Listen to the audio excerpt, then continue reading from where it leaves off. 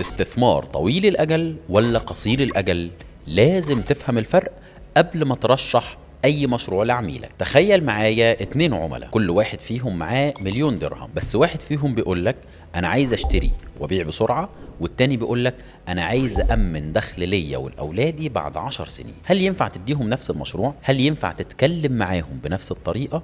أكيد لا. وده الفرق الجوهري بين استثمار قصير الأجل واستثمار طويل الأجل. خلينا نبدأ بالاستثمار القصير الأجل. لو بصينا على الاستثمار القصير الأجل هنلاقيه بيستهدف شراء عقار تحت الإنشاء بسعر منخفض، وبعدين انتظار ارتفاع السعر خلال من سنة ل3 سنوات، وبعدين بيع العقار بأعلى من سعره، فبالتالي بنحقق مكسب سريع من فرق السعر. ده مميزاته: ربح سريع، استغلال لحركة السوق، مناسب للي معاه سيولة وما بيحبسهاش كتير. ايه المشاكل اللي فيه؟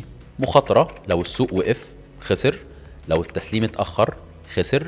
لازم توقيت الشراء يكون عبقري، مش اي وقت تدخل وخلاص، وده اسمه بالانجليزي فليبنج استراتيجي. احنا بنسميه في السوق حد عايز يعمل فليب.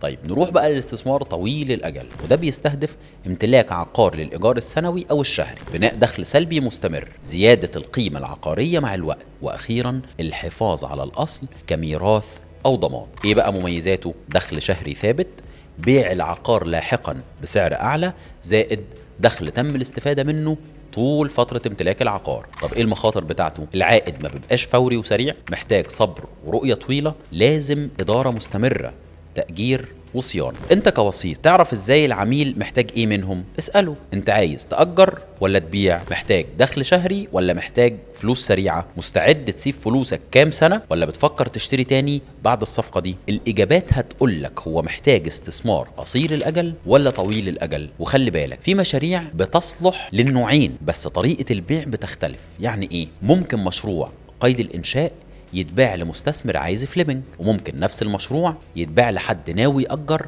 بعد الاستلام. بس السر هتبقى في طريقة عرضك مش في المشروع نفسه. الخلاصة: لو مش عارف هدف العميل يبقى بترشح له مشروع بشكل عشوائي، لكن لو فهمت ان هدفه قصير او طويل الأجل هتعرف تقول له المشروع ده ليك والمشروع ده لا. وده الفرق بين وسيط بيبيع ووسيط بيوجه، والأهم وسيط بيثقف العميل. هنستعرض مع بعض أقوى 5 أشكال للاستثمار العقاري في الإمارات، ده هنقوله في الحلقة اللي جاية، وهنقارن ما بينهم كأننا ماسكين ورقة وقلم وبنختار لمستثمر حقيقي. تابع السلسلة، لأن الاستثمار مش نوع واحد، دي خريطة كاملة، وانت لازم تكون الدليل.